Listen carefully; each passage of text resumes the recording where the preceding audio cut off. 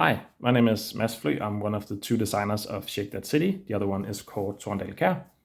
And in this video, I'm going to be showing you the fastest and most easy way to assemble the shaker. And then I'm going to give you some tips about how you can make the perfect shakes each time you use the shaker. Right. So let's just dive right into it. This is piece number 1. You can see the label here. This is piece number 2, and you just follow the arrows. You put the arrows where the arrows are already on the first piece, and then you put those 2 tabs into these 2 holes here. And then you can just drop it down and leave it like that. Step number 2 is take this piece number 3, again with the arrows in the same direction, and we put that into the next hole and just drop it down like the first piece. And then we just push up this bottom wall like this, and then you can see, if we look here, that this piece with the tabs here, it just went exactly where it's supposed to go. The same with this layer. And then we take the top layer, put that on like this. And the final step is to just take these sides and put them on. You can see, even though it's got a lot of holes and stuff that's supposed to be aligned, because everything else is already aligned, it just goes where it's supposed to very easily. The next step is that you are supposed to take 2 rubber bands. I only have 1 here, and that's because my copy is an early pre-production copy. So in yours, you will have 2 rubber bands, and you will take the 2 rubber bands and put them in the same position, one on top of the other, right? So you just take them at the same time and you put them on the outside of the shaker like this. And remember, again, it's important that you use both of them, 2 rubber bands. Once you've put them on, you can see all around the edge here, just make sure that it's into all of these little holes here, these little notches. And then the final step is you take the rubber bands, plural, and you put them into this layer down here like this, right? Now you can see when you push this thing, it goes out automatically, and that is what kind of keeps the internal mechanism closed. So when it's pushed in, it's open and the cubes can drop down by gravity.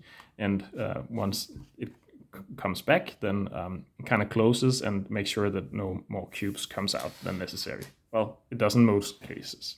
Every once in a while, an extra cube or maybe 2 will come out. If they do, they are probably somewhat like on top of each other. In that case, you can just remove the ones on top. If it's too messed up somehow, you just take whatever you just shaken out and you just put it back into the shaker and try again. Don't worry about it. It happens to everybody every once in a while. So my first tip here is that you can see there's this edge here all around that's raised. So that means you don't have to put the cubes into the hole individually. That's a lot of trouble to do that. So you can just drop them on top. Once they are on top, you can sort of just shake it a little bit and they will go into the hole as they're supposed to. Right, maybe just do this a little bit to make sure they also go into the bottom down here. Now I'm going to show you how to shake the shaker. So that's very easy. You can just shake it back and forth, up and down. You can shake it in like a circular motion, whatever you want. What's important to note here is that,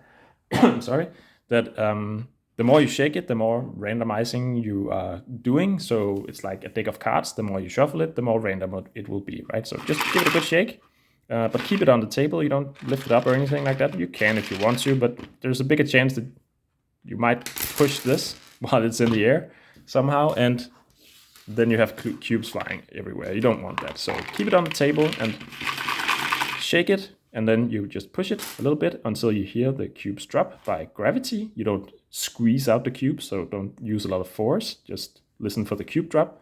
And once you've done that, I like to do this little move, which is you just take it to the side, take a little bit up. And then when you lift it, they are nicely aligned in this pattern, as you can see here. If I were not to do that, if I did something else, if I just shook it, dropped it, and lifted it, then you can see they are not quite as nicely aligned. You know, it still works. You can use it like that if you want to, but I just like it very nice and, you know, aligned in a straight line. So, you know, you can even just drag it a little bit diagonal, probably. Might also work, as you can see. So there you have it.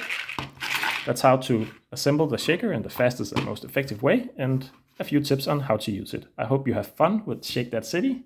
That's all for now. Bye-bye.